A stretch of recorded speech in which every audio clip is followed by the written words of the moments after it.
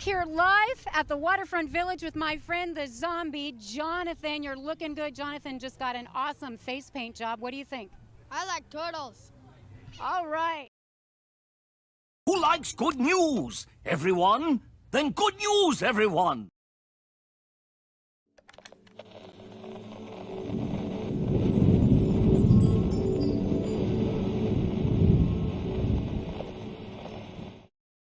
What's going on, everyone? It's Nina Infinity. Welcome to my channel on this Friday. It's Good Friday. It's Good News Day, and I'm so excited to be here to report some much needed good news because I know we could all really use it. You know what else I could really use right now is some more coffee. So excuse me for a moment.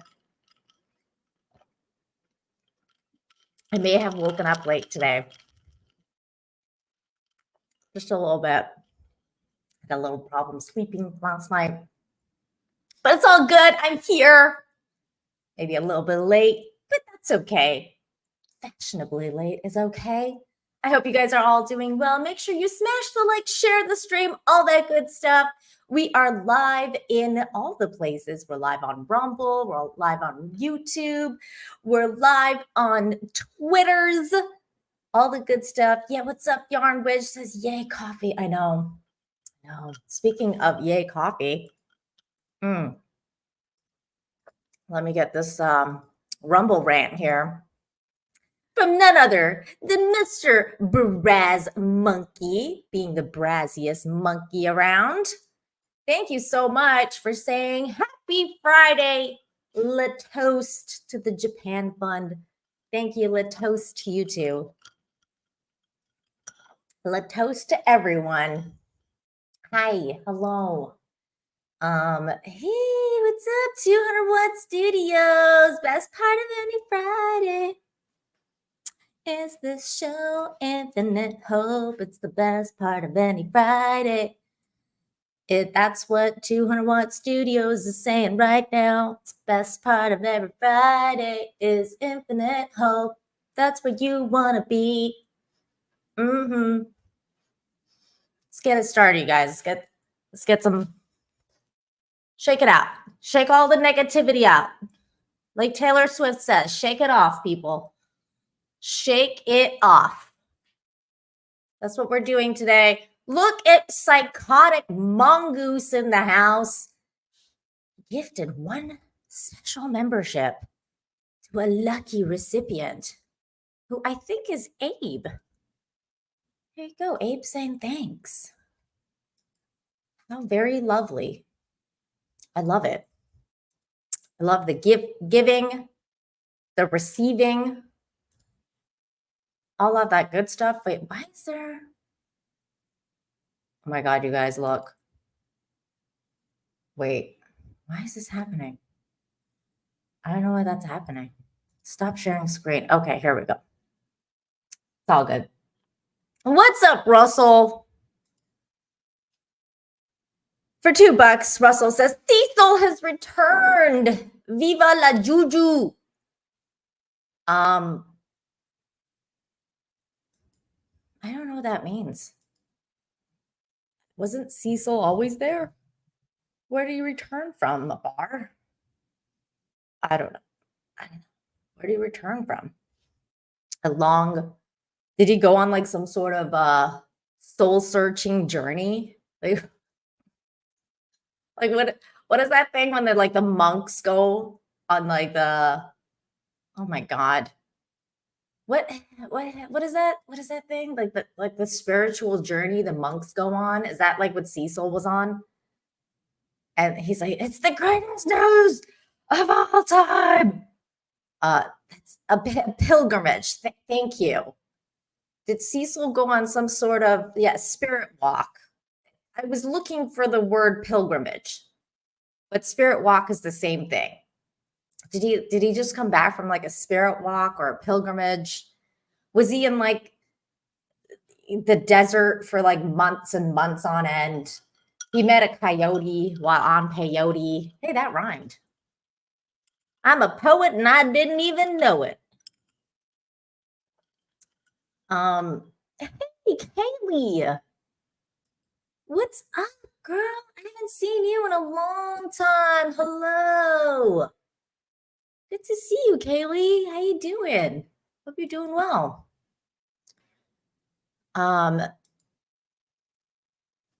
Russell Hall. I have to do like a thinking every time I read this. It's so big. Russell Hall, thank you for the 2. Says also Happy Orthodox Good Friday. Well, thank you. Happy Orthodox Good Friday to you too. Thank you. And the coyote sounded like Johnny Cash. Cecil. I can't do Johnny Cash. I just can't do it. I can't.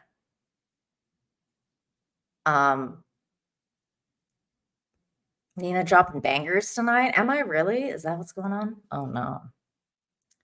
Oh, I'm so glad you're doing okay, Kaylee. Hey girl. What's up, Charlene? I see you. I see you in the chat.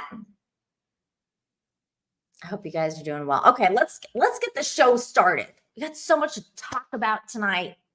Today. It's day still. It's not night. Let's start with this one right here. This is I like this. I like this very much. It's one of those stories where it's like, don't judge a book by its cover.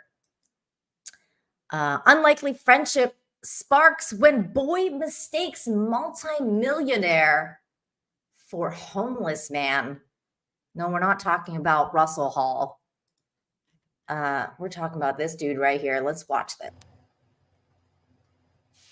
That saying, right place, right time, certainly holds true for Matt and Kelvin. These guys met for the first time in March on Good Friday for what turned out to be an answered prayer to make a difference. Oh, I love that. And right after he shoots a T-Rex. This may be one of the best days ever for Kelvin Ellis. On the T-Rex. The 9-year-old on his first hunting trip for dinosaurs.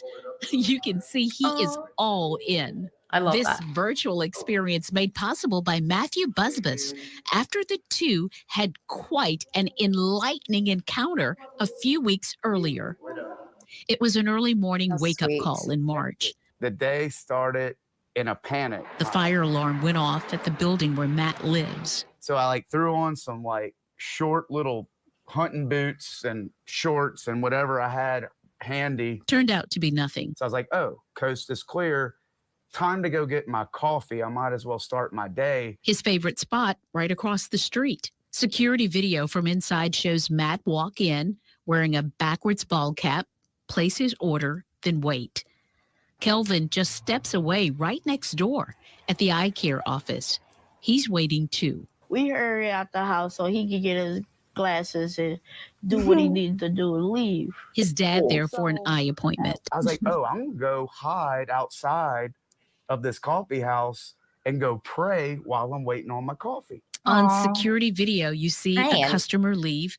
Then Matt comes out on the patio, looking for somewhere quiet for his devotional time. He finds a corner spot. You see him, the top left. He does look I homeless. was just looking around, and then I see this back way. I wanted to know what it was. About that same time, security video shows Kelvin Hang enter on, the we patio. need to go back to What this it for a second. was. About that same finds a corner spot. Look, he totally looks homeless. He does. It's not just that kid. I think anybody would have been like, "There's a homeless guy, like a weirdo, standing in the corner." But most people would have avoided him, but not this kid. You see him, the top left. I was just looking around, and then I see this back way. I wanted to know what it was. About that same time, security video shows Kelvin enter the patio. That's him in the gray sweats. I saw chairs, and I turned to my left, and I see Matt in a corner praying. Keep in mind, these two had never met. Still, as you can see on video, Kelvin was willing to take the risk and walk right up to this stranger. I'm sitting there slowly opening my eyes, and I see a kid that's about my height coming at me. And he's got gray sweatpants on, gray sweatshirt. Oh, I love the hands kids got laughing big in the old background. rings on So it, cute. and his hands coming at me. And I open more, and there's a dollar bill coming at me. And I go, what? Who? What? And I was dumbfounded. I said, "Excuse me, sir, are you homeless? Because if you are, here's $1." I said, no, I'm actually not homeless. I actually live across the street in this condo apartment thing. And then he was confused. He didn't really know what to do. He ain't take the dollar though. I'm not mad about it. In fact, Matt offered to buy Kelvin breakfast. The video shows Kelvin walk away while Matt stays put, waiting for his new young hero to return. Aww. Kelvin had to get the okay from his dad. Good boy. You see him return, and then the two head inside for that meal. I think it was a biscuit. A biscuit, a sunny side up egg, and some cheese. And a coffee for his dad. Kelvin says he has always wanted to help a homeless person, but never had money. So this time, with $1 in his pocket, when he saw someone he thought needed help, First he time was he had all a in dollar. to make a difference. He was willing to give it away. It wasn't that much, but it can still help him get something. Video shows them at the table, chatting about sports, first love, even heartbreak. Hi, Kennedy, if you're watching this, your boyfriend's on live TV. Well, ex-boyfriend. WBRZ arranged their second meetup, and I shared the surprising news with Kelvin. The man he thought was homeless I'm Matt Busby. is actually a multi-millionaire. Well, you're on Google? Like, you're that famous? You're on Google? I would say I'm not that famous, though. Matt gained success in the hunting industry after launching several outdoor companies and brands with his family, including What? You're a on popular Google? TV show. Is this your first millionaire that you've met? First millionaire. If you're my first millionaire I met, you can lend me a couple bucks, right? Right? I think I can lend you more than a couple bucks. I even brought you a little gift today. Which included some very nice fashion swag. Like this. He's Back like, so at you're a Matt's millionaire, store, huh? Another amazing surprise. Go. A 40-second shopping spree. Nothing off limits. Time's up. Where did Jackie say like this? That's what I was looking for. Oh man, you did good. Let's see the swag. Check out the biggest haul. This is not one of those big box bikes. I love Did this you kid. really pick out this bike? He's got good taste. Look Do at you the know how bike he much this picked. cost? Like $1,000? Close to $1,000,000? Maybe billion? $2,000. And yes, Kelvin got to take it all home free. Matt says it is the least he can do for a kid who gave him something that money cannot buy. You gave the only money in your pocket This To me. is it. and thinking I was a homeless This is man. it. And that speaks volumes of your character and what this generation that's coming up could, if they're more like Kelvin and they're going to give, they're going to be filled with joy. They're going to be happy. They're going to change the community, then change the parish, then change the state, and they can change the world. You have that power. You can do it. Yes, he does.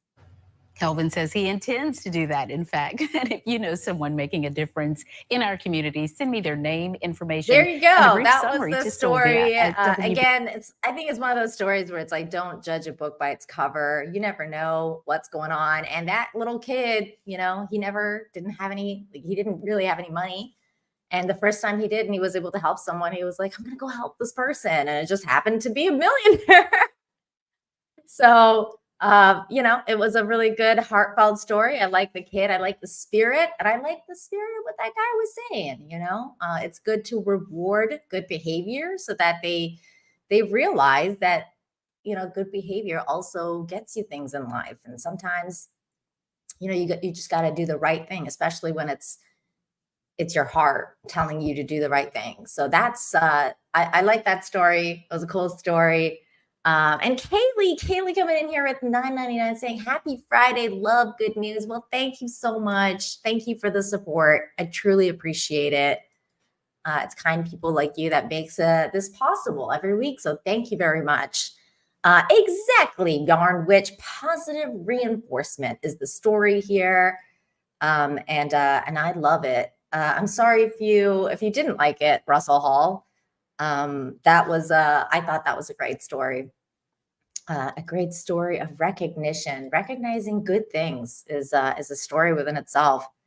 Now, here is another story. This one is an absolute awesome story about a little boy who, we always say not all heroes wear capes. And that is the story of this little boy because, well, sometimes the world can be really cruel and really weird things happen, like tornadoes, acts of God, acts of nature that are beyond our control, and bad things happen. But it's what you do with that hardship and what you do at that moment that defines you as a person, defines your character. And that is the case of this little boy right here. 9-year-old hero saves parents' lives amidst tornado tragedy. Look at this car. This is a crazy story. We're gonna watch this right here. Recovery and cleanup efforts continue in several Oklahoma towns. Families picking up the pieces now after tornadoes there ripped through homes and cities over the weekend. Yeah, I mean, the video and the pictures just tell the story. It's been a rough couple of days. Our reporters have been there on the ground for you across the Sooner State for the last several days. And tonight, we're going back to the city of Marietta. That's where an EF4 tornado hit. Amelia McGovern is live for us there in town. Amelia, still seeing a lot of damage there behind you.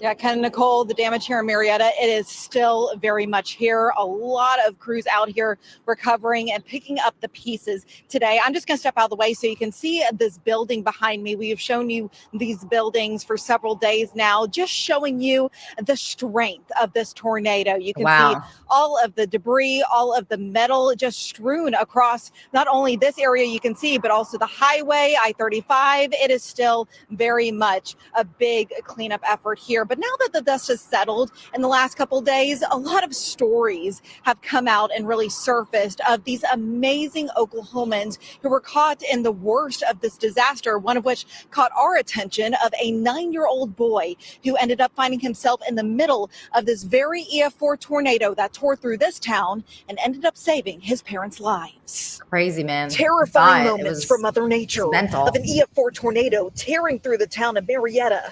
The Baker family finding themselves in the middle of that same tornado over 20 miles to the north in Dixon. One of the most horrific things I've ever seen in my life. Johnny Baker says his brother, wife, and nephew were all in this truck headed to a friend's storm shelter when the tornado threw the family into a pile of trees. The parents trapped, but their 9-year-old son, Branson Baker, was miraculously not hurt and was able to get out of the car and run to get help. The only way he found his way back is lightning strike. Every time there's lightning strike, it would light up the road. So he ran as fast as he could, as hard as he could. He probably made a mile in 10 minutes.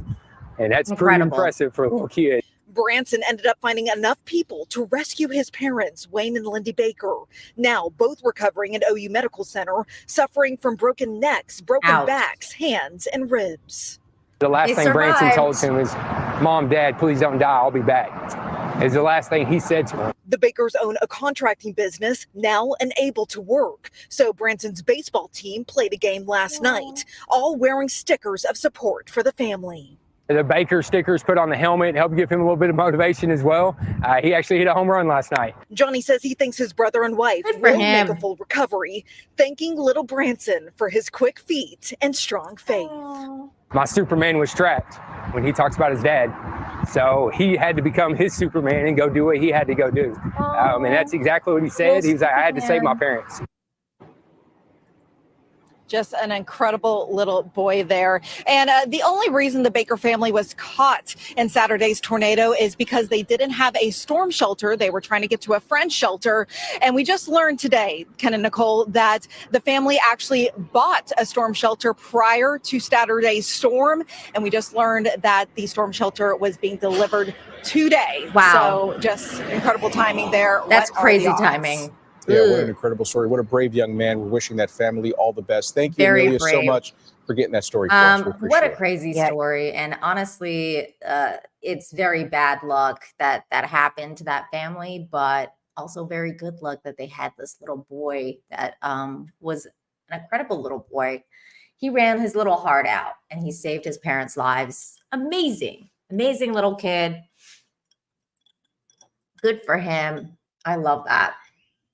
I love that story. I love that passion. for the little boy. Oh, he's a little Superman.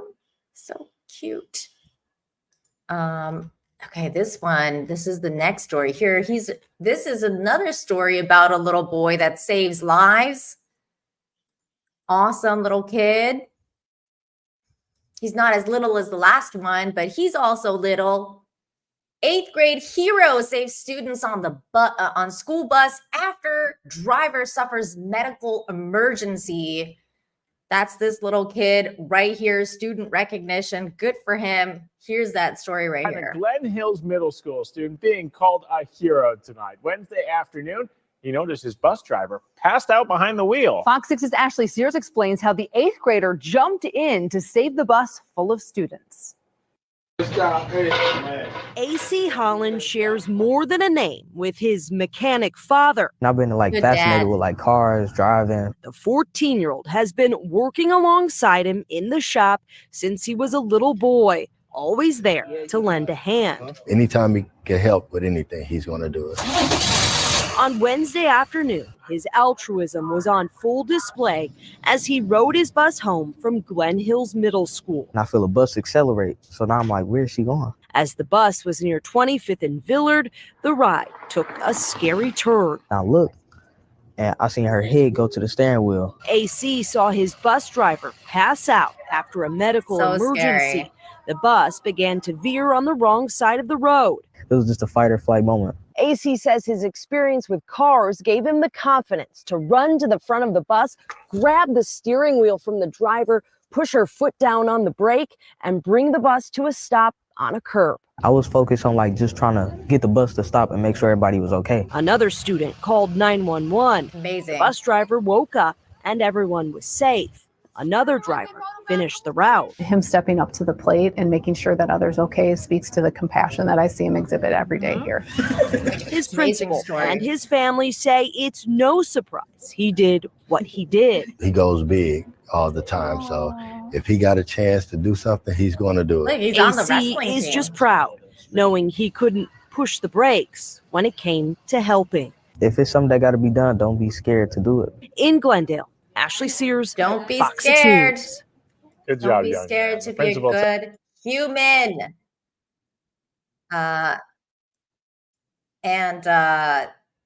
The bus driver is apparently going to be okay, still in the hospital, but still, what a scary moment. That could have been much worse if that kid hadn't been there. This could have been a lot.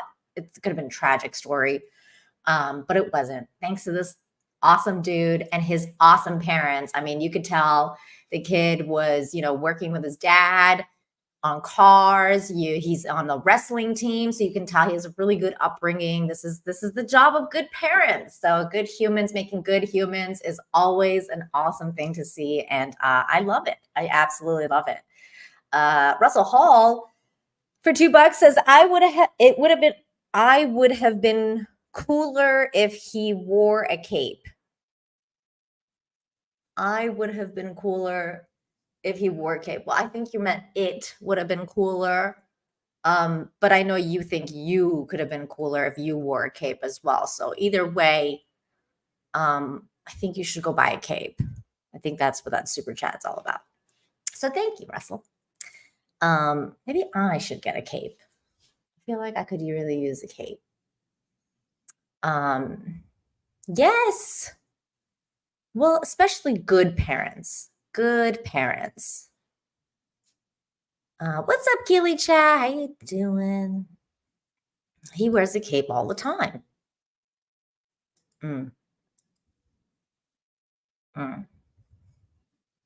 Cloaks are badass.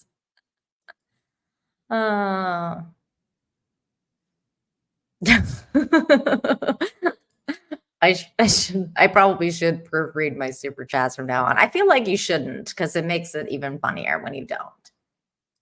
I like it when you don't pay attention, because then I can make fun of you. Hey, I'm just being honest. It's okay. The show's about honesty. Here's the next story here. So now this is this next story is also about another hero. Another young man that stepped up And this one actually happened a few months ago. So this is an updated, update to that story. So we're going to watch the video of the rescue, and then we're going to talk about this. But basically, I saw this headline: Florida teen wins prestigious Carnegie Award and full ride scholarship after daring rescue. And this article just basically explains what is going on with this kid. I mean, he won this award, but what did he won this award for? And that's this story here, which we're gonna watch right now. This happened in December. So this is what happened. A story you'll see only on CBS 12 News. A local teenager is being hailed a hero tonight after a split-second decision that helped save a woman being swept out to sea. It happened at the Boynton Beach Inlet 2 weeks ago, and the dramatic rescue was all caught on cell phone video. Woo. CBS 12's Luli Ortiz has met the teen tonight where it all happened. She joins us now with his exclusive heroic tale. This is one of the most dangerous inlets in South Florida, and on November 30th, a woman somehow jumped in and seconds later was struggling. A group of people gathered here watching her as they waited for first responders to arrive, but 17-year-old Jacob Thompson didn't think twice before jumping in to help her. I jump in and everything happened like that, like super fast. I gotta jump in. A fun afternoon for 17-year-old Jacob Thompson at the Boynton Beach Inlet quickly turned tense. Cell phone video captures the moment he jumps off the seawall and into the inlet to help rescue a woman being swept out into the ocean second thought, 2 man. weeks ago. I just swam as fast as I jumped can to in. get her, and by the time I got to her, she was pretty like, I want to say lifeless, but she was like very tired, like very worn out and tired from obviously struggling, trying to get out of the water. Risking his own life without hesitation. She was really sorry. That's all she was saying, like the whole time. She was like, I'm sorry, I'm sorry, I'm sorry. And I was like, you don't have to be sorry about anything. He eventually got her to the seawall. That's when 2 men pulled them out. First responders arrived moments later. Were you scared? I think the adrenaline took over. I didn't really have any emotions at that point. It's unclear why the woman jumped in. I've heard people say a phone dropped in the water, but I'm not sure 100%. I'm not even sure how long she was in the water. This rescue highlights the dangers of this inlet because of the fast-moving currents. If someone is to go into the inlet like what happened in November, it's a race against time to try to help those people, get them out of the water as fast as possible. That's why Boynton Beach Fire Rescue has one of the largest team of divers ready to respond. We are able to have a pretty extensive dive team because the water is so unforgiving. You know, time is definitely our greatest enemy when it comes to water calls. We have a shirt and a hat just from our department. Some of them honored Jacob for going above and beyond, a moment this Santa Lucia's high school senior will never forget. It's kind of like looking up to somebody because that's who I aspire to be one day, a firefighter. Jacob and his family have a lot to be thankful for That's this awesome. holiday, and they're enjoying the feeling that comes with doing the right thing. Good for him. I would, 100%.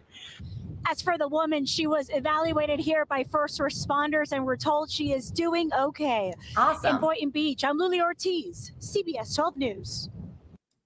6:37 So as you guys saw the update, he's been recognized for that act, which is good. This is what we want. We want people like this dude right here, this man, I should say, because he's not really a kid anymore. He's basically a man. Stepping up and being recognized for that heroism is amazing. This is what we want to see. And Sister Bacon says he should have dove in and saved her butt naked. I'm not sure why that would have helped, but it's nice to know that you want to see that. Okay.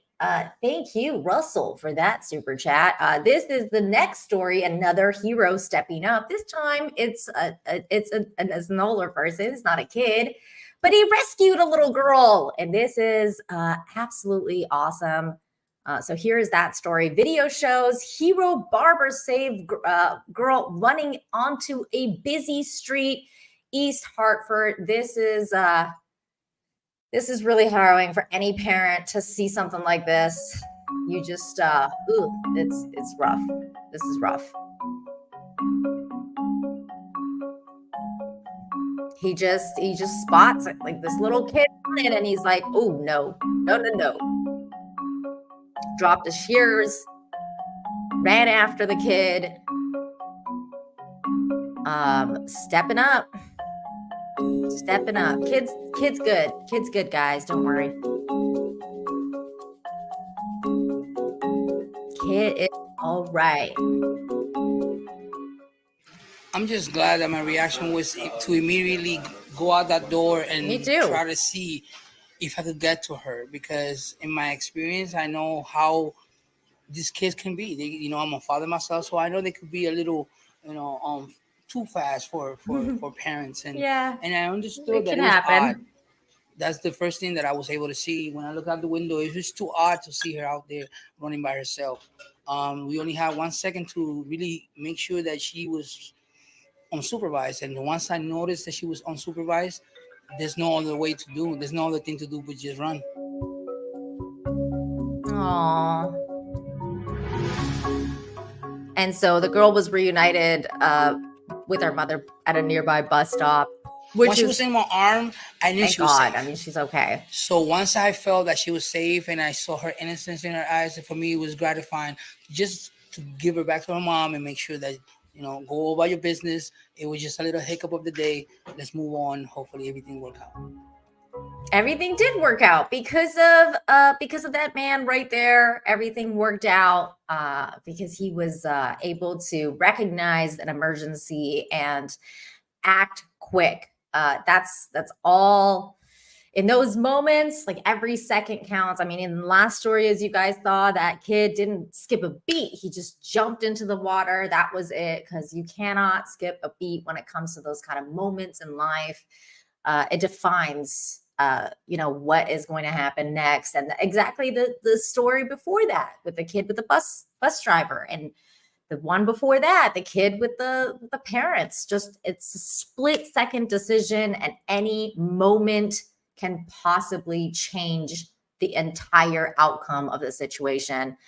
And it's just wonderful to see when people make those split decisions and turn an otherwise, tragic story into something of infinite hope.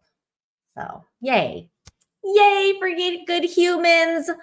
Yay for all of these heroes all around.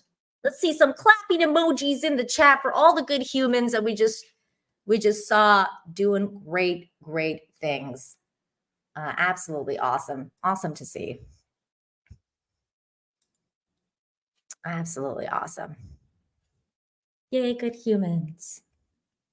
Hooray. Hooray for good humans.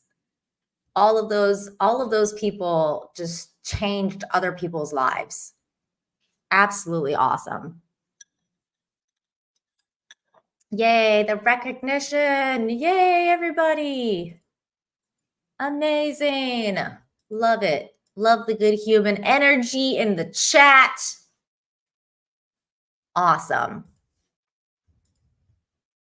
Awesome, awesome, awesome. Now, the next few stories are about the miracle of life. So I'm sure a lot of you dudes out there are going to be really happy about these next stories. These are definitely like female stories. Because women like, stories about the miracle of life and birth and all that stuff.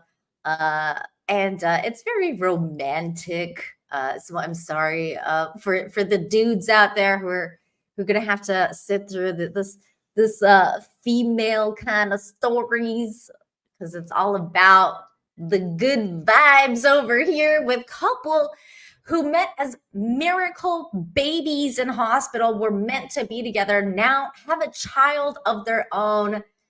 What a cute story already. I love this headline on its own. It's like, oh my God, like you can't ask for anything better, when this is when people are meant to be. This is like movie stories, it's like, that's so cute. This is such a cute story already. So there they are. Here they are as preemies in the hospital. That's where they met when they were preemie babies. And now they have a little baby of their own. They grew up. It says Jack and Bronwyn were both born prematurely in the same hospital at the same time. After he was born at 30 weeks and she was delivered after just 26 weeks, their families forged a friendship during the many weeks spent waiting in the neonatal ward in 1994. After finally going home from the Queen's Medical Center in Nottingham, England, the family stayed in touch over the years and the two kids grew up together. Jack and Bronwyn drifted apart in their teens before surprisingly realizing at the age of 27 that they were made for each other. 2 years later, they decided to get married and now have a young daughter of their own who was also born at the same hospital. I always knew there was something, Bronwyn Tracy told SWNS News Service, but I didn't think we would make anything of it. She talked about unlikely beginnings with Jack Richardson. Jack was in intensive care for a year. I was there for 14 weeks. It was touch and go whether we would both make it. It's a complete miracle that we are both here. Their parents stayed close for years, raising their kids alongside one another and keeping each other's birthdays on the calendar. The kids went off to different schools and had several romantic relationships before everything changed in October 2021.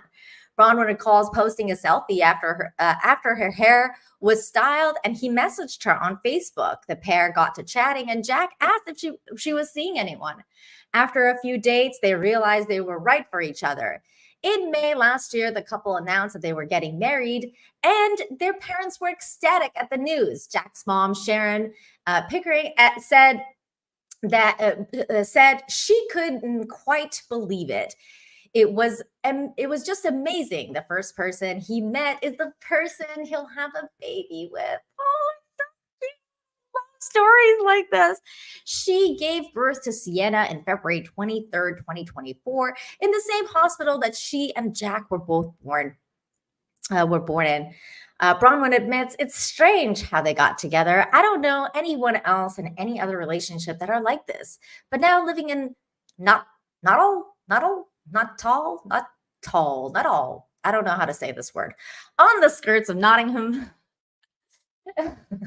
The couple couldn't be happier. Bronwyn said, "It's a great partnership. We're like best friends as well as partners. It's the best of both worlds. We just get each other, finish each other's sentences. We know what each other is thinking before we say it. It feels really natural to be together." And there you go, a little story of love and connection. I mean, it just doesn't get any better than that story. So cute. I love it. I love it. They were meant to be.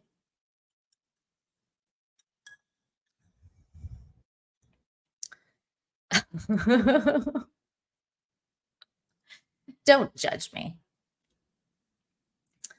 Oh, I love it. I love those kind of stories. Here is another one. Here's another story about the miracle of life.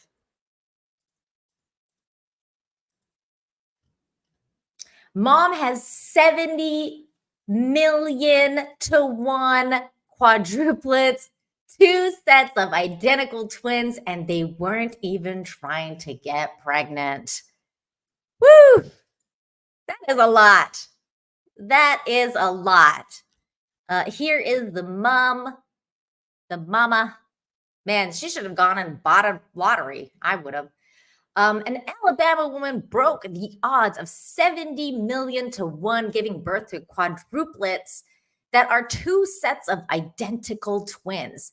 Hannah Carmack and her husband, Michael, found out that they were expecting a year and a half ago and were shocked when the sonogram revealed that they were having quads.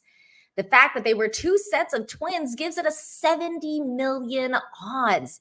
In March last year, 27 weeks into her pregnancy, Hannah gave birth to Evelyn, David, Daniel, and Adeline, all via planned C-section. Just 96 days later, they'd all arrived home to Gadsden, and the parents now say that they're thriving.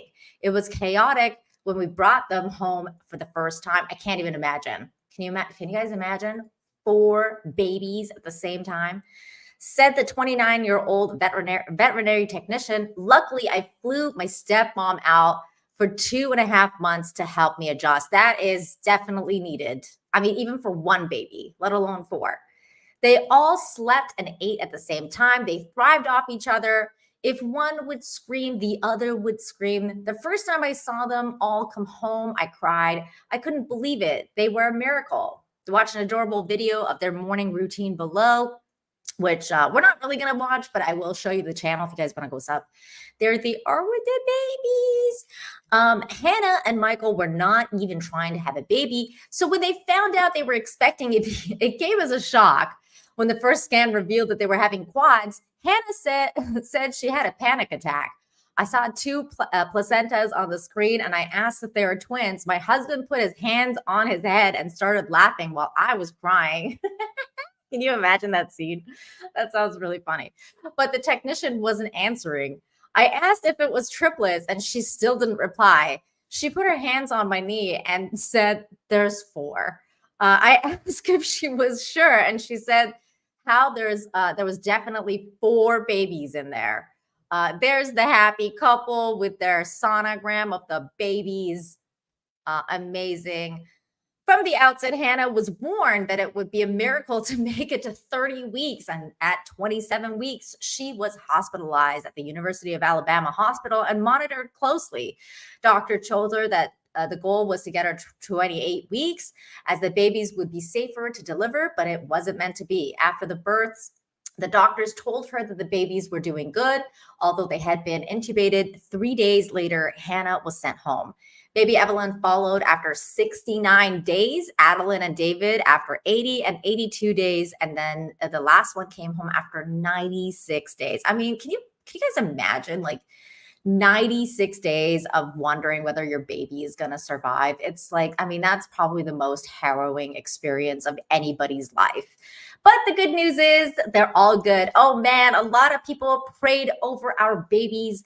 They all had 50% chance of survival. They had the odds against them from the beginning, but they're all okay.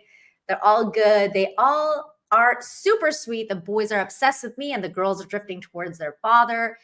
They're all doing well now, and Daniel's trying to walk, and they're all crawling and eating table food. The Carmacks share their life with the quads on YouTube and TikTok at Carmack Quads. Watch the adorable video of the kids' morning routine and around a 1-year-old and see what a great mom she is. Their personality is very different, and David is mysterious. Evelyn is our adventurous baby. Adeline keeps to herself, and Daniel is on the go all the time. And this is the video. So I'm going to show you guys this channel, and I'll put it in the chat. So if you guys want to go and support her and this lovely new family, you can. Here it is. Let me go back to this thing and share this with you guys. There she is. She's talking about the morning routine of the baby. Every single time. Baby, where's your sheet go? Where did her sheet go? She always takes the sheet off of this. Huh? It's really cute. She like takes them all downstairs. And then they all play together. Oh, they're so cute. She hasn't quite figured out how to get down from things. I love these babies. Go, Adeline. Go. They're all trying to become humans. Big humans. Oh my God, they're all identical twins. It's so cute. Okay, so this is the channel, the Carmack family. Let me go and put this channel in the chat right now. So if you guys are interested, go and subscribe to the Carmack family YouTube channel. And yeah. See, I told you the women were going to be loving this. So cute. Adorable. See? Oh, see, even the dudes are down. Adorable. Isn't it so cute? I love that. I mean, she should have just totally gone and bought a lottery, I think. 70 to 1? Like, holy moly. That's crazy. But man, God bless them. That's amazing. Really cool stuff. Here's another amazing story. This one's also about a preemie baby. Isn't this, I mean, it's just so crazy. Life is nuts. Here we go. This is so cool. Here's another story. So this story is NICU nurse and former patient reunite 22 years later at nursing graduation ceremony. There they are. That's her. And that's her. In a heartwarming twist of fate, Isabella, I'm not even going to try and say this name, so we're just going to call her Isabella V.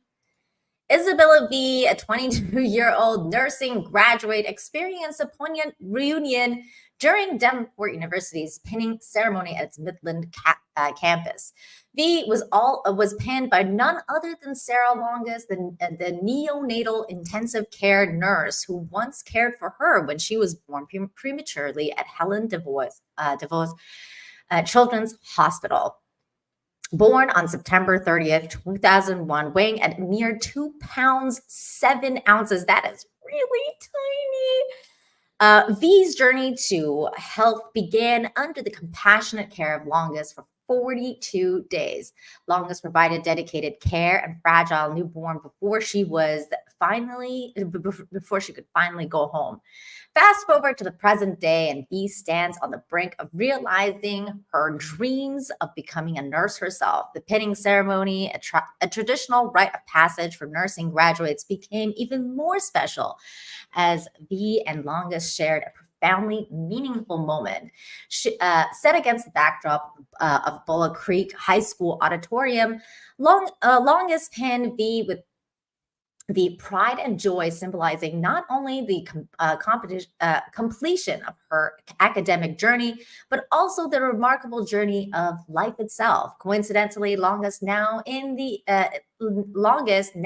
her prime as an experienced nurse, was roughly the same age that V is now when she first cared for her. There they are again. Man, that is life. This is that's incredible. Reflecting on the extraordinary reunion, Longus remarked, "It's like a full circle thing. Now, here she is graduating from nursing school." The reunion between V and Longus serves as a powerful reminder of the profound impact that healthcare professionals can have on the patients' lives, and the enduring connection that can be forged through acts of compassion and dedication. As V steps into her new role as a nurse, she carries with her not only the knowledge and skills gained from her education, but also the heartfelt gratitude and admiration for the nurse who once nurtured her into the world. Incredible story. I love these kind of stories. This is the circle of life. You know, this is it's just incredible. This is you just don't know. You don't know when it's happening to you at the time, what it's going to mean. And then it's revealed like a tapestry. It's quite amazing. It's quite amazing. I love it.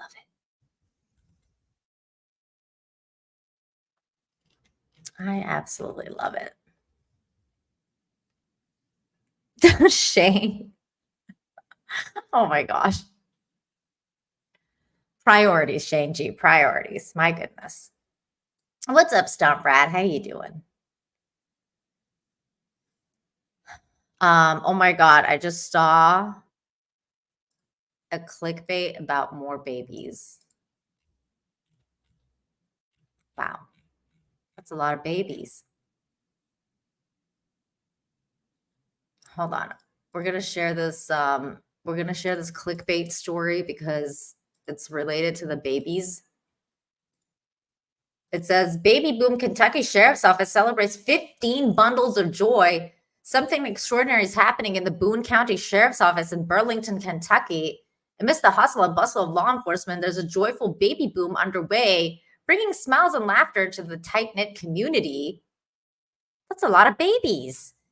In the past year alone, an incredible 15 babies have been welcomed into the families of the dedicated staffers of the Boone County Sheriff's Office. Recently, the agency took to Facebook to share the heartwarming news, accompanied by a captivating photo that's since captured the attention of people far and wide.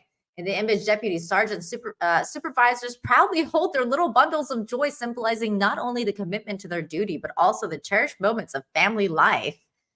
The photo shoot was made possible through the generosity of photographer Kyla Scudder from Kayla May Photography, who volunteered her time to capture this special moment. The post quickly gained traction online, garnering hundreds of comments and shares across various platforms. Its widespread reach extended beyond the local news stations, catching the attention of national media outlets as well. That Christmas party in 2022 must have been lit, the commenter joked. That's funny. Another precious reason to return home safely at the end of the shift. Thank you for your service and sacrifices on the road. Graduation to the Boone County Sheriff's Office on the newest additions. My good, congratulations. That's wow. I agree. That Christmas party must have been lit.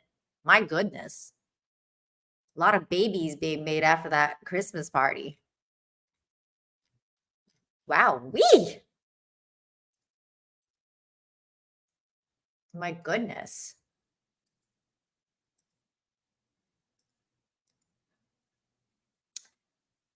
All right. Time for Nina to sit, guys. It's time to transform into sitting mode.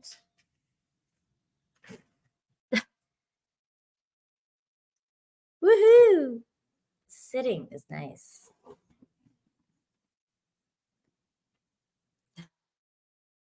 Hello again. I'm sitting now. Okay. Okie dokie.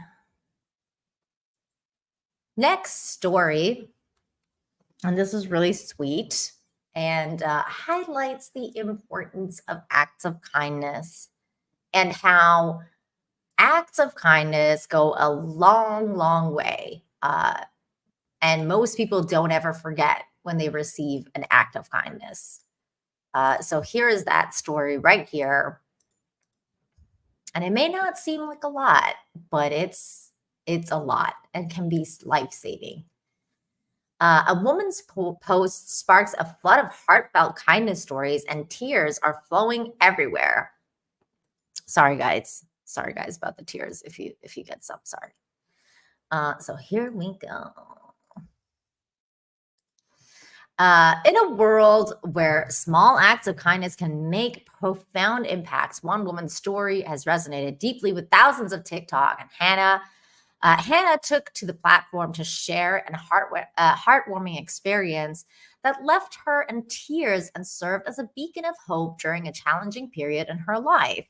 She made a video saying, after going through a long-term breakup, I found myself sitting in a hotel room sobbing with my friends for hours. Hannah began. Just when she thought the evening couldn't get any more emotional, a waiter approached her with a simple yet powerful gesture.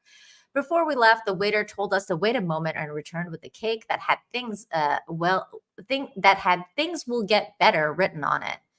She shared. The photo of the cake with its comforting message stuck a chord with Hannah, prompting even more tears. So here is the picture of the cake. It says things will get better on it. Her TikTok post quickly became a space for others to share their own unforgettable acts of kindness during tough times. I was crying alone on the beach, and a girl came up to me and dropped off some shells by my side and said, "I don't know what you're going through, but I collected these pretty shells for you," Sonia wrote.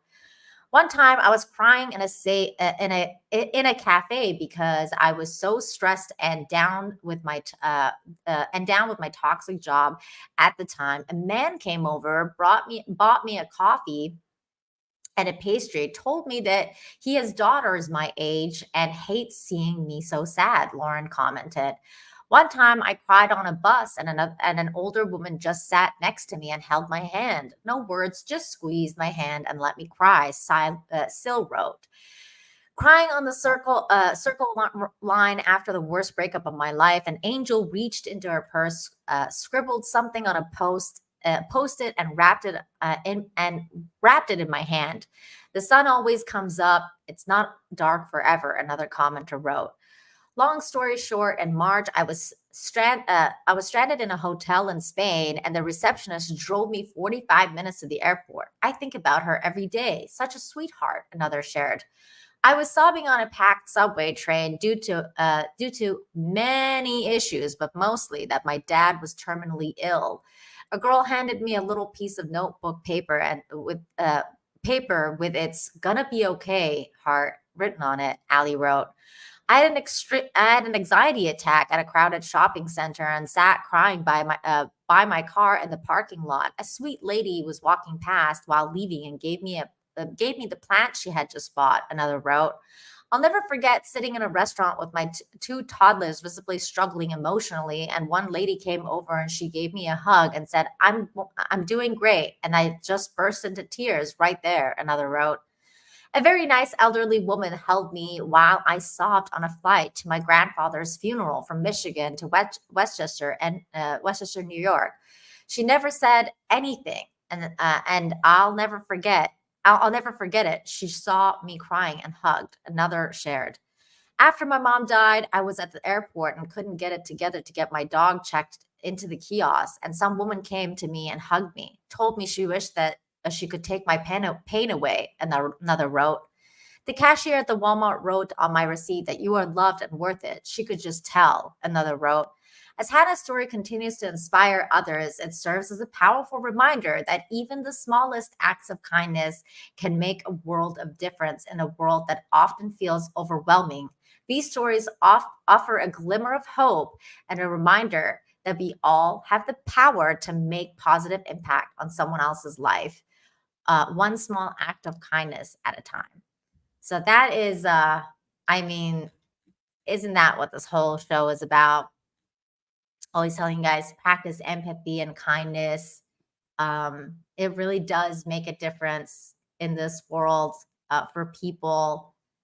You never know what anyone's going through at any one time, and you can always help.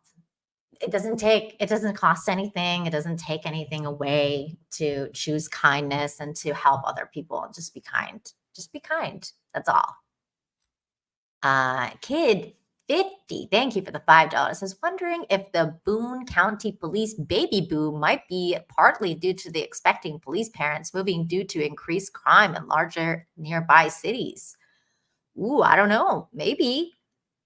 I'd like to think that Christmas party was lit. I like that. I like that comment. But maybe it's an interesting thought.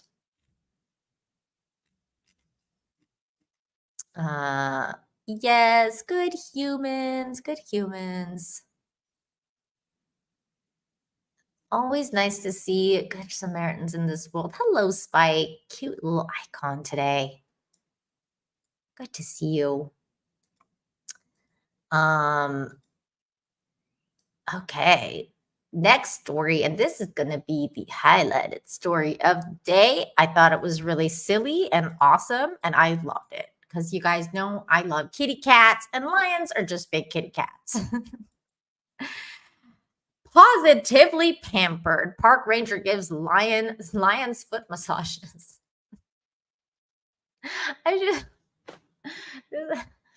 Can you imagine having that job? This is the best job in the world. I feel like this would be the absolute best job in the world.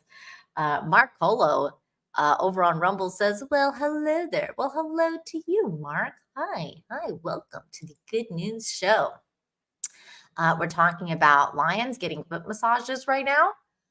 In a scene straight out of a Disney movie, Alex Laurenti, renowned for his deep connection with wildlife, has been spotted giving lions the royal treatment at the Lion Safari Park in South Africa.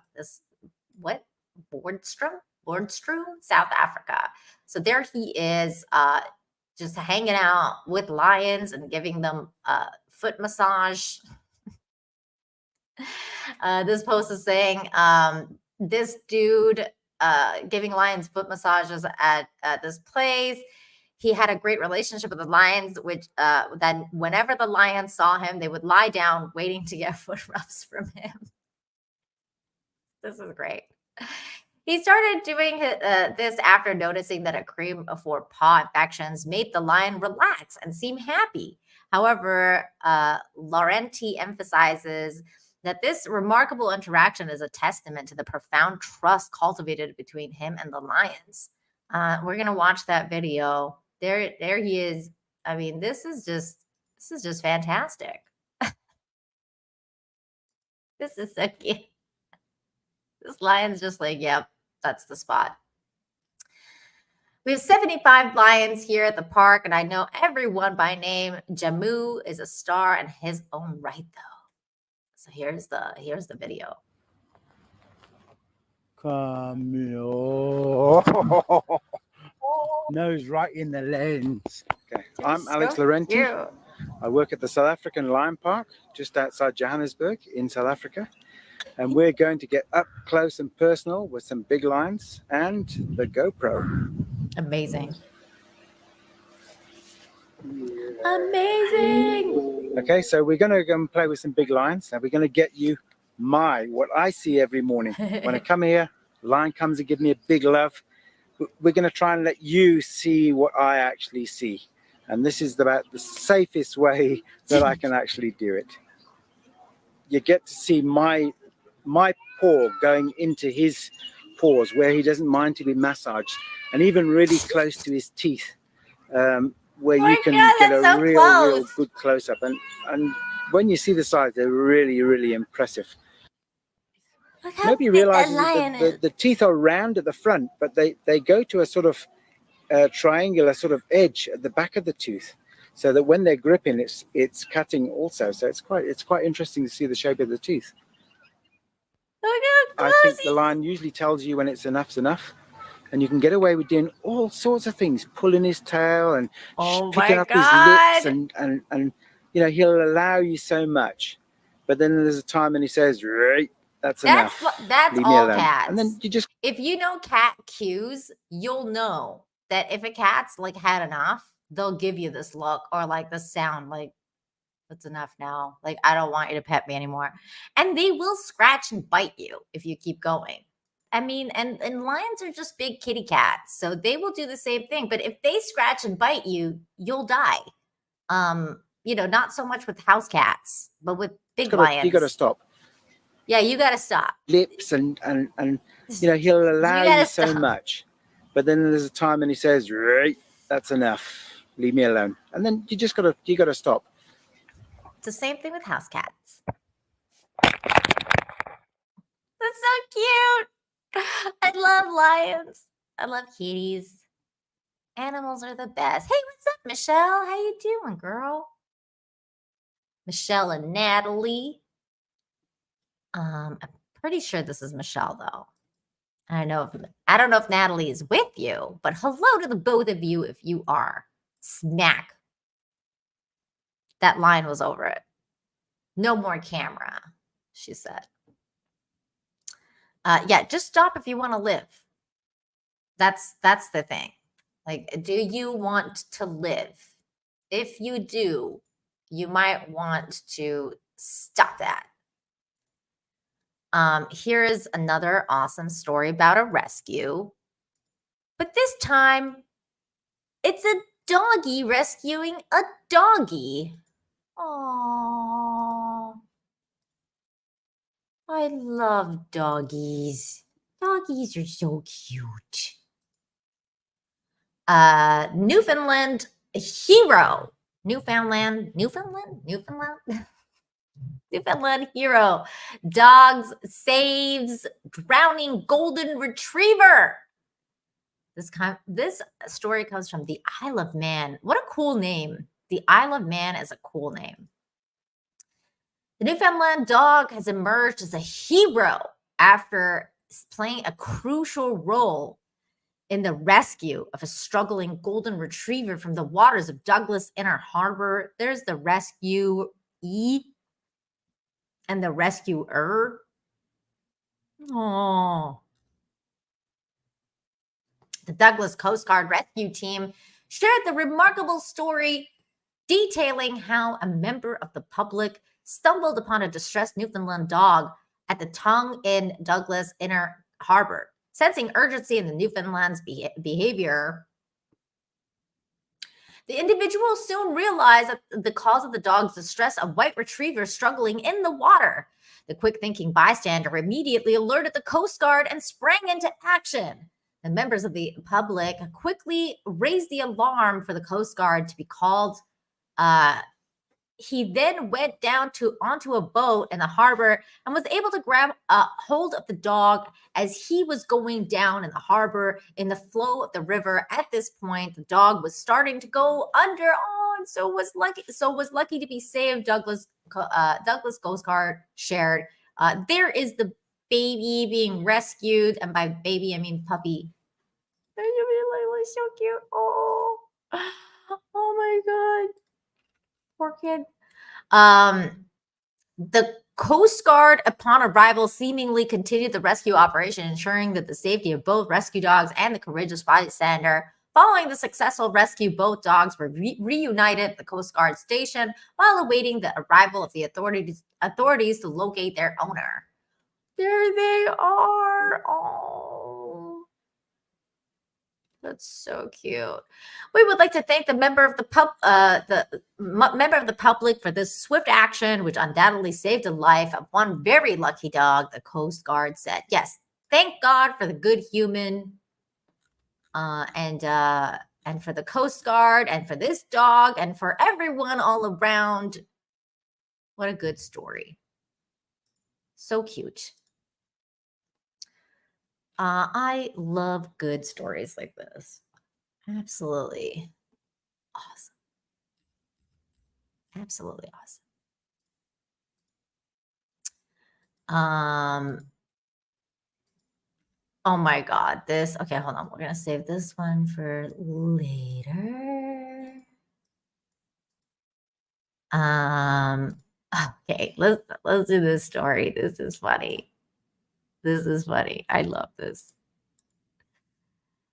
Oh my God. So you guys know I'm a huge fan of The Office. I mean, I'm sure a lot of you know this about me. If you followed my channel for any amount of time, you know that I'm a big fan. That's what she said. You guys know this. Snip, snap, snip, snap, snip, snap. I did. Okay. You've no idea the physical toll the 3 vasectomies have on a person. So, of course, whenever there's news about The Office, I'm all about it. And that is the case with this story here. Raiden Wilson gets the office-style room service surprise on vacation. This is amazing. Raiden Wilson, best known for his iconic role as Dwight Schrute on the hit TV show The Office, recently found himself at the receiving end of a playful prank that was inspired from the show. Here he is. Look at this. Look at this shirt. Can you guys tell that he and I would be good friends? I think Dwight and I would be really good friends. I love his shirt. While on vacation in Florence, Italy, Wilson decided to order room service, only to be served with the hilarious surprise that instantly brought back memories of the beloved sitcom. Taking to Instagram, the assistant TL and the regional manager shared a photo of the cheeky prank showcasing his unexpected and amusing meal. And here it is. As you guys can tell over here, there's a fork and knife inside Jell-O. And for those of you that don't know, this is one of the very first jokes told in The Office, where Jim Halpert puts Dwight's stapler in Jell-O. So he wrote, "This is what happened when I ordered room service in my hotel in Florence." And his co-star Ed Helms, who plays Andy Bernard on the show, commented, "Helms couldn't help but chime in on the fun, commenting, 'Haha, that's so wonderful and funny. I hope you left a giant tip in Jell-O,'" which is also awesome. What a cool response.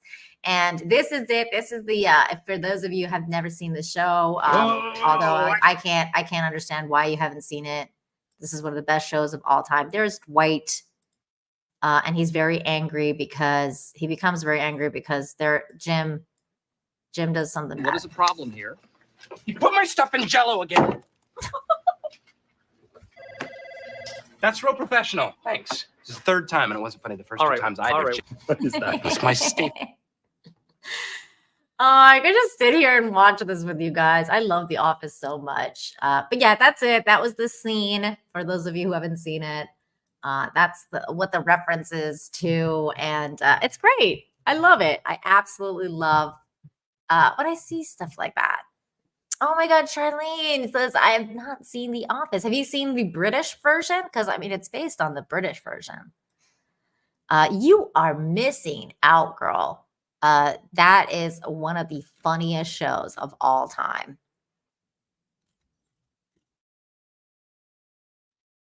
It is very good. Oh, you haven't seen the British version either? Well, I mean, I may have a bias, but I think the American one's actually funnier. But you know, the British Office is a lot more British humor and drier, but the American one is just, I don't know, it's next level. It's really, really good. It's really good.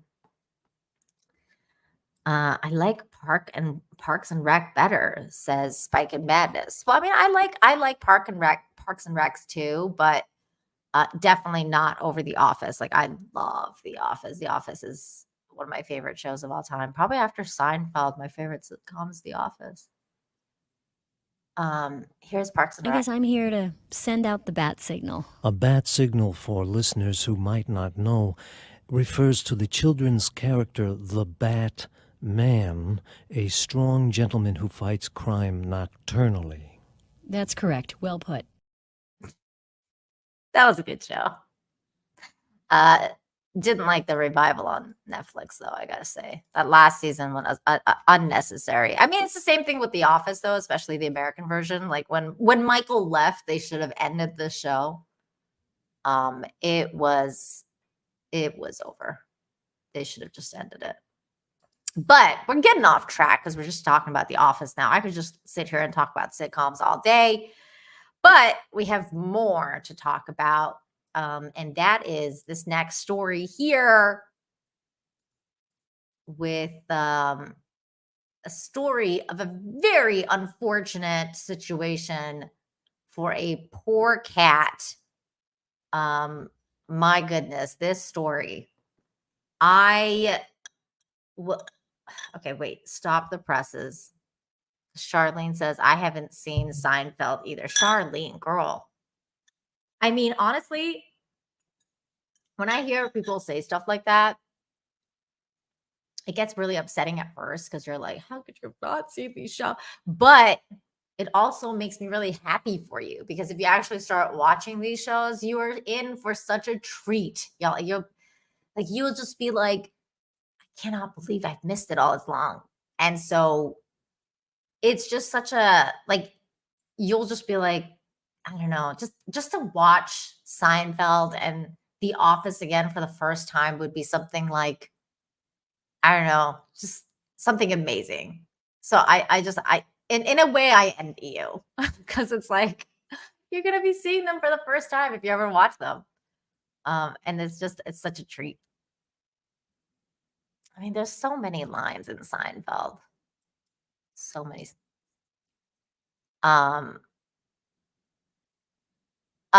Disagree completely with this. Like 1,000%. No. Seinfeld season 1 is amazing. amazing. Absolutely disagree. The hardest disagree of all time. But okay, we're moving on. We're moving on. We are moving on to this next story. I'm sure you guys have heard, if I fits, I sits. Cats do this a lot. And in this case, it didn't turn out quite well for this cat. But the story ends up okay. And that is why it's on this show. Here it is. A Utah couple accidentally shipped their cat with an Amazon return. A week and 3 miracles later, they were on a plane to meet a stranger. Here's the cat. This cat, man. She's pretty hidden in there right now. Come on, kitty. Galena is a little timid. She's a hider. It's a game she plays. Yeah. And she has a guilty pleasure. She loves to play in boxes. It's just like part of her personality. But it took her a little too far from home. That was the worst part. We just had no idea what happened. 2 weeks ago, Galena vanished. She just mysteriously disappeared. I could just honestly, like, this has happened to me. Harry and Mac, where like my cat goes missing. Like I was like, I saw you 2 seconds ago. And then she'll like go missing because she's like in a cabinet or she's in a closet somewhere or like whatever. Like she'll find a place to go hide. And I'll be going, Yuki, and just like going crazy, being like, I just saw you. Like, where did you go? And it's just, and then like, sometimes she'll be watching me look for her and she'll know. Hang on, you know what? I have a perfect example of this. This happened the other night when I was looking for her like everywhere. I was like, I just saw you. I don't understand where you went. And she just wouldn't answer. She just wouldn't answer. And I was like, I don't understand. And then all of a sudden I hear this kind of like, I hear this sound. And I was like, what is that? Like, what is that? And all of a sudden I see this mofo. Look at this. She's inside a to-go bag on our dinner table. And she knew we were looking for her the whole time. She knew. She was like, I know you're looking for me. I know you are. I'm not going to say anything. I'm just going to watch you go back and forth and back and forth and back and forth. By the way, look, it's a brass monkey. It's on my table. It's a brassy monkey. It's a banana holder. I hate that thing, by the way, because every time I put bananas on it, it like tilts and falls, and I'm like, what is the purpose of you? But it's still cute, so I keep it because of this brassy monkey here. Okay, we're totally getting off topic. But okay, so this is the rest of that story. We're going back to what happened to this cat. Hang on. Hang on. I just had to tell you my life story first. Here we go. Clark spent hours looking for a sign of their beloved cat. We put tons of flyers up. We contacted friends and family to help us search. We searched for a whole week. But when it seemed all was lost. And then we got the most amazing, insane news in the entire world. A phone call. Galena's microchip was detected 650 miles away near Riverside, California. I just couldn't even believe that she was in California. I thought it was a prank. Like, I still hard to wrap my brain around. Turns out Galena made her way to California via Amazon. She was trapped in an Amazon package. The Clarks were returning some shoes in this box. And it was in this really big sized Amazon package. Galena managed to go undetected. We had no idea. So Matt took the package to the drop-off without knowing that our dear cat was inside. She was discovered by Amazon employee Brandy, who took her under her care until the family could be reunited. And we are so thankful for Brandy and for everything that she did for our kitty. Galena went 6 days without food or water in the box. Or The cat. folks say her recovery has been nothing short of miraculous. Like, it was just the best, because I know that under other circumstances that she wouldn't have been found. We're just so happy to have her again. Oh my goodness. What do you mean? Like, I don't even know how that would work. Like, what would you even do? Like, how do you even call an Amazon center and you're like, oh wait, the Amazon center called them. Never mind. Because I was like, how do you even say, like, I shipped my cat accidentally?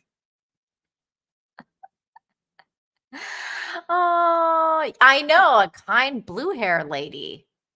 Hey, I'm telling you, the colored hair used to be cool. I don't judge people with colored hair anymore because I used to want blue hair. And you never know. There is a big movement in wanting to take the colored hair back now. I mean, look at X-Ray Girl. She's got like blue purple hair. So you can't judge. As the first story of today's show went, you can't judge a book by its cover, guys. You never know. You just never know. I know that. I bet that cat no longer hides in boxes after this PTSD, says Dave. You know what? I totally agree with you. I don't think that poor cat is ever going to go hide in a box again. It's going to be like, I remember this. This wasn't good. Okay, this next story is really cute.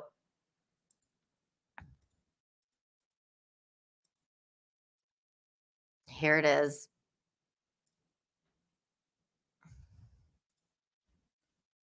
Man reveals heartwarming friendship with young fox that he cured of illness in the wild.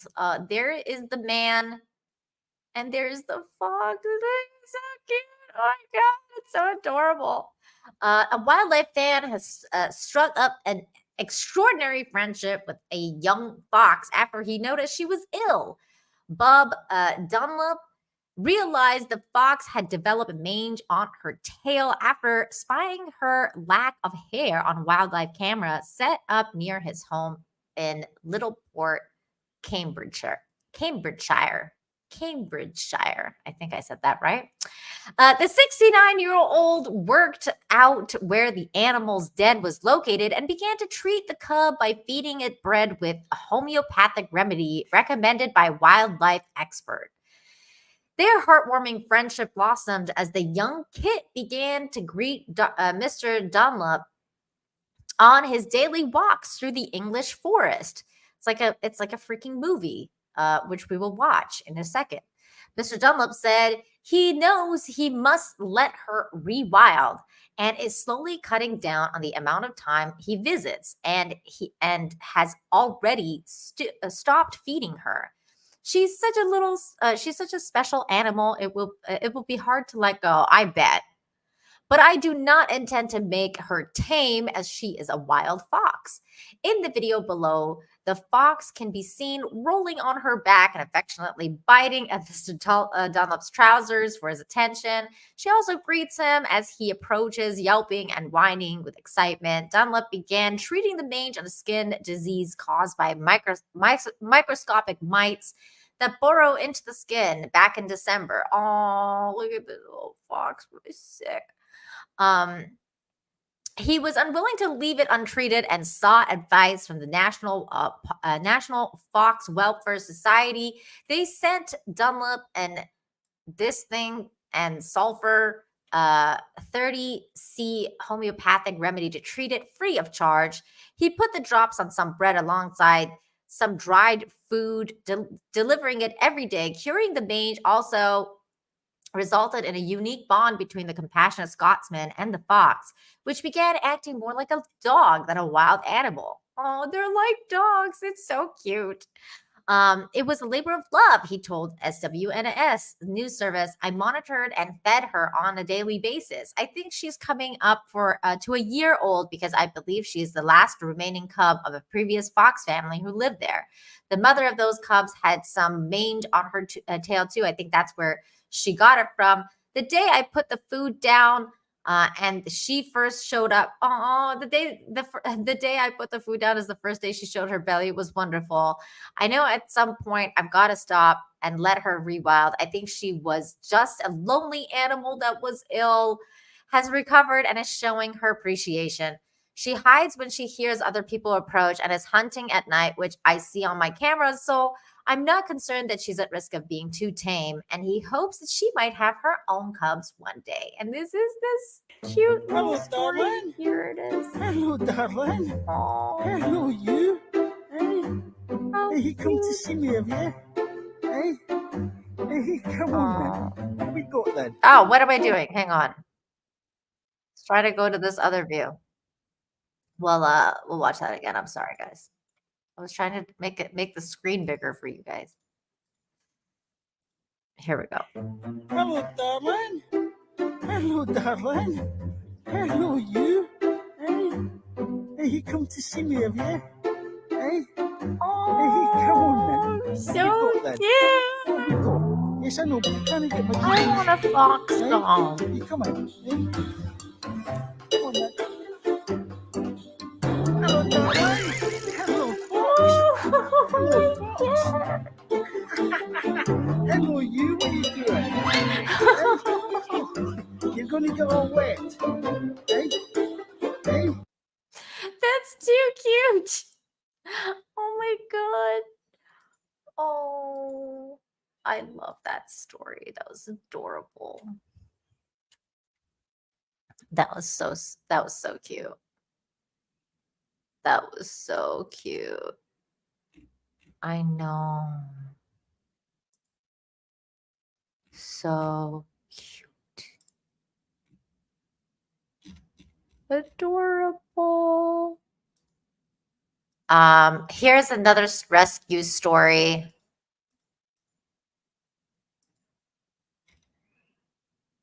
Watch rope dangling rescue of young mountain lions before dam deluge likely would have drowned them. Oh, they're so cute. A nerve-wracking scene unfolded as Colorado wildlife officials pulled all the stops to rescue 2 young mountain lions in the path of a deluge of trouble.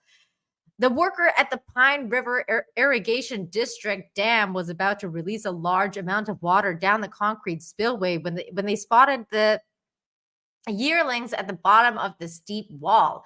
According to posts on social media, he called the Colorado Parks and Wildlife to alert them about the animals' presence before releasing the water from the Vallecito Reservoir near Durango.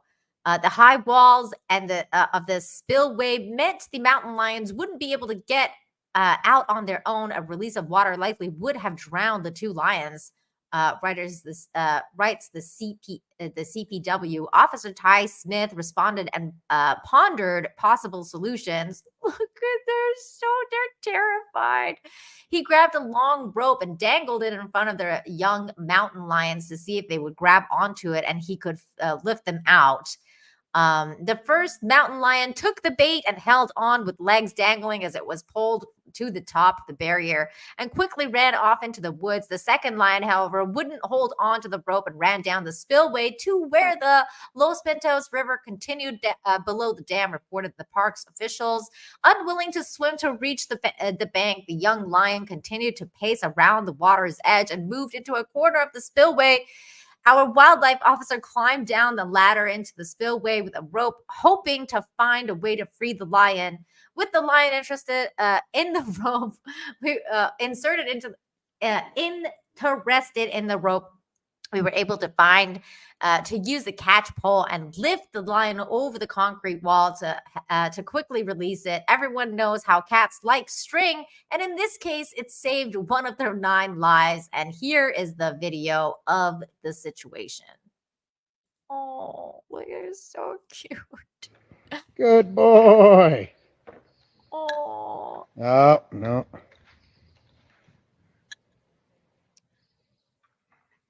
Oh Atta boy. Good boy. Oh my God. Oh, well done, Ty.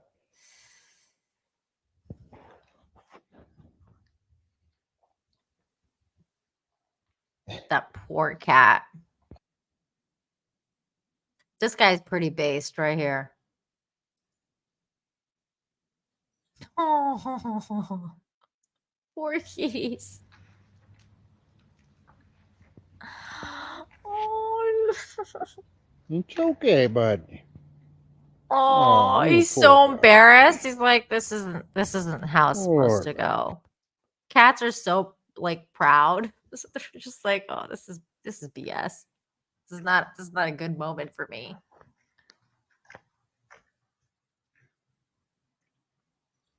That cat was embarrassed. Oh, he went the wrong way. Oh, he went the wrong way, so they had to go get him.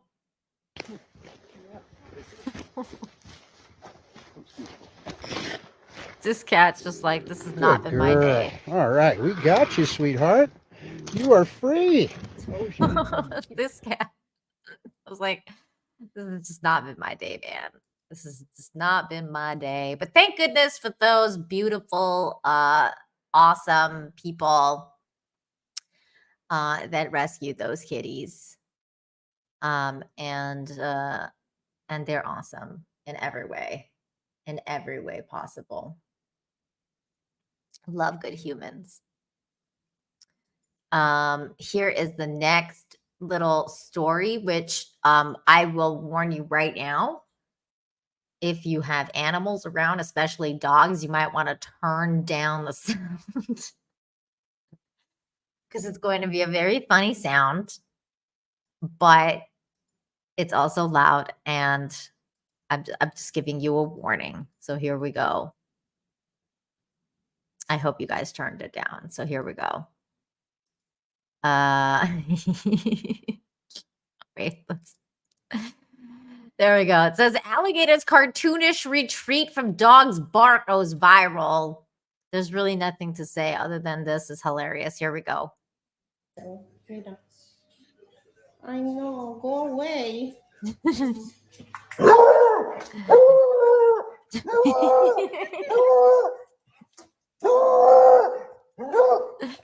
the funniest dog bark I've ever heard? It's not even a dog. It's not even a bark. Like he's not even like bark. He's just like ah. Al perro, mira. I know, go away. I know. He's like, what the actual is that thing?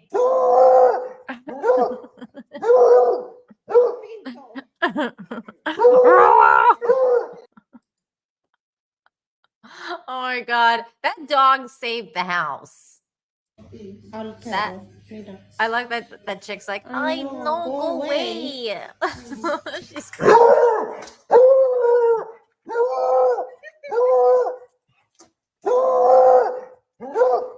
that alligator was like, oh hell no. Hell no. I'm not sticking around. What is that? I'm not sticking around for this. Oh, that was funny. Good dog. That's a good boy. Good boy.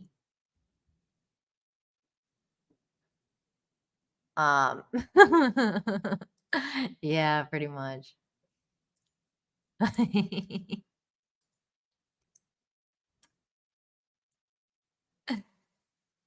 Oh my goodness. Okay. Next story. Which is this is gonna be the last story of the day, which is not really a story, it's just a short little video. But it melted my heart. So we're gonna end the show with this one right here. Little boy explains where ladies first comes from. This is freaking adorable. And we're gonna watch it. Yes. Liam, you just opened the door for me and said, ladies first. Yeah. Can you tell me where you heard that saying? From Hank. And Hank said, ladies first, because the ladies don't have much patience. The gentlemen do. The gentlemen have lots of patience.